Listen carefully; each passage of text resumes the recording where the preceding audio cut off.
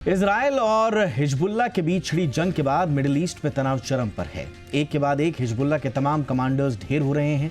वहीं इजराइल का कहना है कि ये हमले तब तक जारी रहेंगे जब तक वो हिजबुल्लाह को तबाह नहीं कर देता। हिजबुल्लाह की कमर तोड़ने में सफल दिख रहे इजराइल के मिलिट्री चीफ हर्जई हालेवी ने साफ किया है कि लेबनान में उनके हवाई हमलों का मकसद हिजबुल्लाह के बुनियादी ढांचे को नष्ट करना और जमीनी घुसपैठ का रास्ता तलाश करना है। वहीं अमेरिकी राष्ट्रपति भले ही एक तरफ मिडिल ईस्ट में जंग रोकने की कोशिश कर रहे हों, लेकिन अब मामला उनके हाथ से भी निकलता दिख रहा है, क्योंकि इजराइल ने साफ कर दिया है कि उनका सीज फायर का कोई इरादा नहीं है। यानी लड़ाई अब आर या पार की हो चुकी है। इजराइल का लेबनान पर ताबड़तोड़ हमला जारी।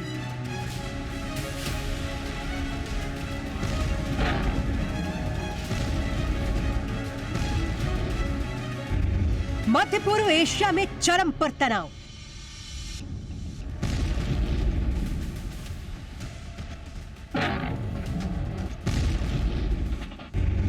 एक के बाद एक हिजबुल्लाह के टॉप कमांडर हो रहे हैं ढेर।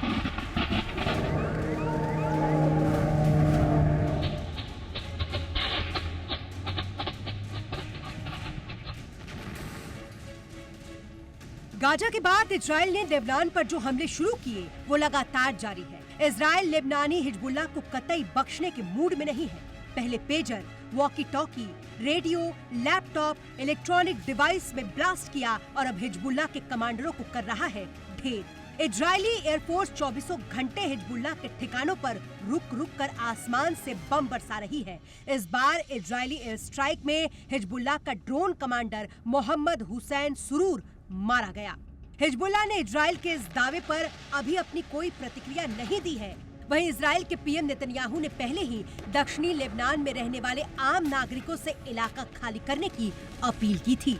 लेबनान के आसपास हिजबुल्लाह के ठिकानों पर इजरायली हमले में इस हफ्ते 700 से अधिक लोग मारे जा चुके हैं और लगभग 1,18,000 लोग विस्थापित हुए हैं। वैसे तो इजरायली सेना कई महीनों से ही लेबनान में हिजबुल्लाह के ठिकानों पर हमले कर रही थी, लेकिन 17 सितंबर को इजराइल ने अपने इरादे साफ कर दिए।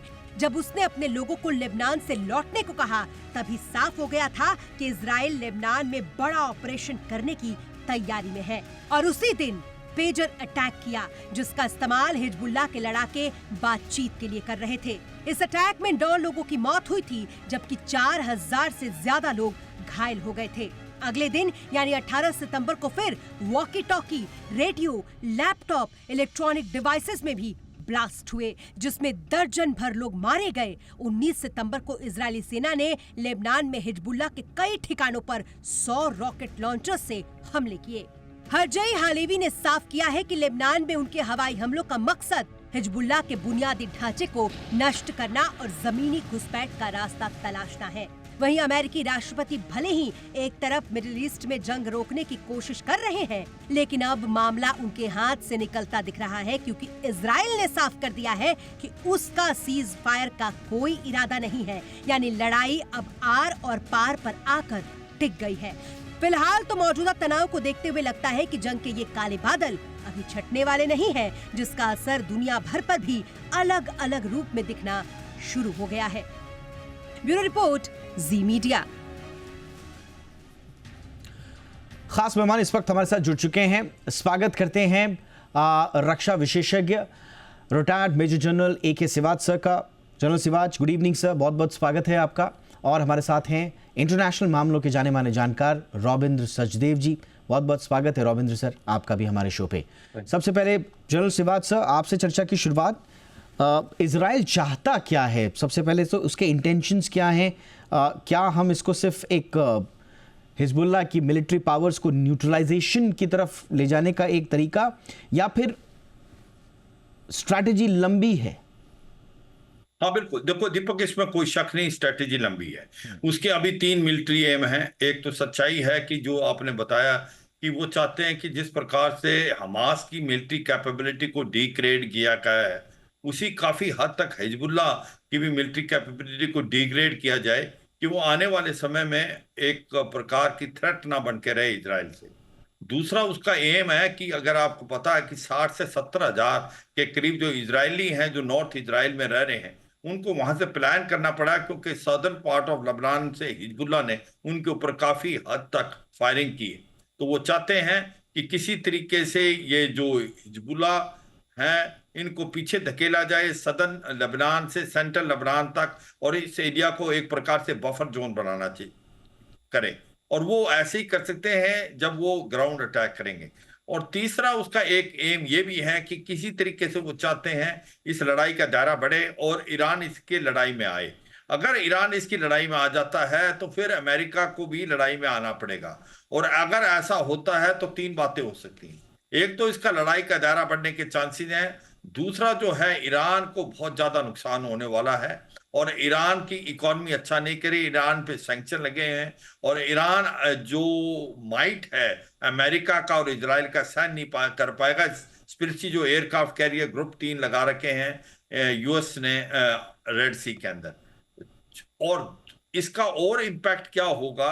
इसका इम्पैक्ट ये होगा कि ये लड़ाई जो अब इजराइल वर्सेस हिजबुल्लाह है, वो लड़ाई एक प्रकार से इजराइल वर्सेस नहीं रह जाएगी, इजराइल वर्सेस ईरान, और इजराइल के साथ अमेरिका आ जाएगा, और हो सकता है यूरोपियन की दूसरी कंट्रीज भी इसके अंदर आए, और करेक्ट। अरब जो वर्ल्ड है वो भी एक प्रकार से डिवाइडेड हो जाएगा।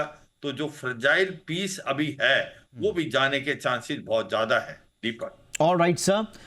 और जब हम लोग बातचीत कर रहे हैं उधर यूएन में भी काफ़ी गहमा गहमी चल रही है। नेतन्याहू साहब का एक बड़ा करारा जवाब आया है यूएन से। सचदेवा सर, नेतन्याहू बोल रहे हैं कि भाई वी आर विनिंग, और ईरान को साफ साफ कह रहे हैं कि साहब अब ऐसी कोई जगह नहीं है जहां पर हम स्ट्राइक नहीं कर सकते। There is no place Israel can not strike. तो ये कहां से कहां चली थी? मतलब शुरुआत गाजा से हुई, फिर इसमें लेबनान आ गया, अब इसमें ईरान, और एक और इसमें जो रीजनल एक्टर है वो सीरिया का भी इसमें इम्पैक्ट दिख रहा है। कहां कहां तक इसके छींटे जा रहे हैं सर इस तनाव के, और ये पूरा मिडिल ईस्ट का जो स्ट्रक्चर है पॉलिटिकल, उस पर क्या इम्पैक्ट डाल रहा है? Thank you so much, Deepak ji. आपके साथ always a pleasure, and General Sivaj very Welcome, wisely he laid out. But मैं पता है जो नेतन्याहू कह रहे हैं, स्टेटमेंट जो आपने कही कि we are winning, अभी आगे जाते हैं, but I would actually totally debate that. Israel में think it's winning, और अपने को तो कहेंगे ना हम जीत रहे हैं। इसराइल गाजा में फंस गया है। 40 किलोमीटर बटा 10 किलोमीटर यानी कि 400 स्क्वायर किलोमीटर की, जहां से जूते चप्पल पहन के मोटरसाइकिल में आके इन्होंने इसके देश को हालत ये कर दी, ये उनको अभी तक नहीं कर पाए। कहां की super power? I mean absolutely. So Netanyahu तो कहेगा ना we are winning one, and they have the huge military and all. Israel Gaza में अपना सक्सेस नहीं कर पाया है किसी भी मापदंड से। हमास को खत्म किया नहीं, होस्टेजेस वापस लाए नहीं। इजराइल का डे 1 से virtually, not day 1, I think with in 1 month से, जब ये 7 अक्टूबर हुआ, तब से इजराइल ने ये मोरलेस से देख लिया ये मौका है, अव्वल तो हमस को जितना करो, टोटल हैमर मारो, उधर हिजबुल्लाह है टोटल हैमर मारो, और इस वॉर को ले जाओ ईरान तक, जो जनरल सिबाज भी कह रहे हैं। और ईरान तक ले जाने में ये नहीं कि ईरान को जंग में खींचो, इजराइल का ऑब्जेक्टिव है अमेरिका को खींचो ईरान के खिलाफ। और ईरान के खिलाफ इसलिए इजराइल है, उसका ऑब्जेक्टिव है डेफिनेटली उसके नेशनल इंटरेस्ट में। वो कहता है कि ईरान पे अगर न्यूक्लियर वेपन आ गया तो वो कभी ना कभी हमारे देश को, थ्रेट्स चलती हैं इन दोनों के बीच में, तो ईरान को कभी मैं न्यूक्लियर वेपन स्टेट नहीं बनने दूंगा। तो इजराइल ने ये इस समय डिसाइड कर लिया है, नेतन्याहू ने, नॉट इजराइल ने, बाय द वे। इजराइल के अंदर क्या है इस समय, नेतन्याहू ही है, क्योंकि जो लीडर होता है, जिस मेजॉरिटी से होता है, इजराइल के अंदर इकोनॉमिक बर्बादी हो रही है, इजराइल के अंदर लोग बटे हुए हैं। इससे पहले anyway we are not going there, multiple things. So Israel अपने को, इजराइल इस समय मेरे ख्याल से बहुत ही डेलिकेट सिचुएशन में है। जो ये कर रहे हैं डेफिनेटली ये अपनी नेशनल सिक्योरिटी के लिए कर रहे हैं, पर ऐसे ही चलते रहेंगे तो इजराइल की अपनी, मैं पहली बार सोच रहा हूं, एग्जिस्टेंस को, इंटरनल सिक्योरिटी को, इंटरनल स्टेबिलिटी को थ्रेट है जो इजराइल कर रहा है, उसको अलग रखिए आप। तो यस, इजराइल चाहता है कि हिजबुल्लाह को मैं जैसे करूं उसके बाद ईरान से मैं ले जाकर के कॉन्फ्लिक्ट करूं ताकि उसका न्यूक्लियर वेपन कभी ना बन पाए। और इसमें मैं आपको जनरली बिग पिक्चर हम देखें ना, आज की दुनिया में हो क्या रहा है। रशिया सुपर पावर था, यूक्रेन छुटका पावर था अपेरेंटली, राइट। ठीक है, यूक्रेन को सपोर्ट किया, नेटो कर रहा है वॉर में, रशिया यूक्रेन को अभी तक नहीं दबा पाया। यहाँ इसराइल गाजा पे 1 साल होने जा रहा है, लगा पड़ा है, billions of dollars and weapons. Again I invite you to think and invite all our आपके जो व्यूअर्स हैं टू थिंक, गाजा का एरिया है 40 किलोमीटर बटा 10 यानी कि 400 स्क्वायर किलोमीटर, और उस एरिया को इन्होंने टोटली लॉक कर रखा था। उस 400 किलोमीटर को एरिया को अगर आप सबड्यू नहीं कर पाए, करेक्ट तो एक लेसन है, जनरल सिवाज बोलेंगे शायद इसमें, maybe I would love his thoughts. वो बिल्कुल actually general Siwach wants to interrupt and make his point also. उसके साथ साथ जनरल सिवाज एक चीज और, जैसा सर बता रहे हैं, एक तो जो आपका रिएक्शन है, प्लस जो सर बता रहे हैं इंपॉर्टेंटली, क्या वाकई में इजराइल इस वक्त इतना इक्विप्ड है कि वो फाइनल कन्फ्रंटेशन की तरफ ले जा सके लेबनान को या हिजबुल्लाह को? हाँ बिल्कुल, देखो बिल्कुल दीपक, एक बात है, पहली बात तो जैसे रविंद्र सचदेवा साहब भी बोल रहे थे, आप हमास का आपको ये समझना पड़ेगा कि बिल्टअप एरिया की लड़ाई है वो आसान नहीं है, वर्ल्ड में कोई जीत नहीं पाया।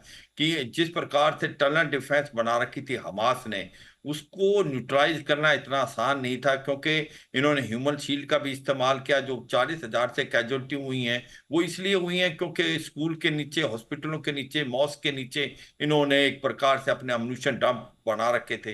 तो जितना भी पैसा आया था एक प्रकार से गाजा पट्टी में, वो हमास ने हथियार बनाने में, हथियार लेने में और अपनी टनल डिफेंस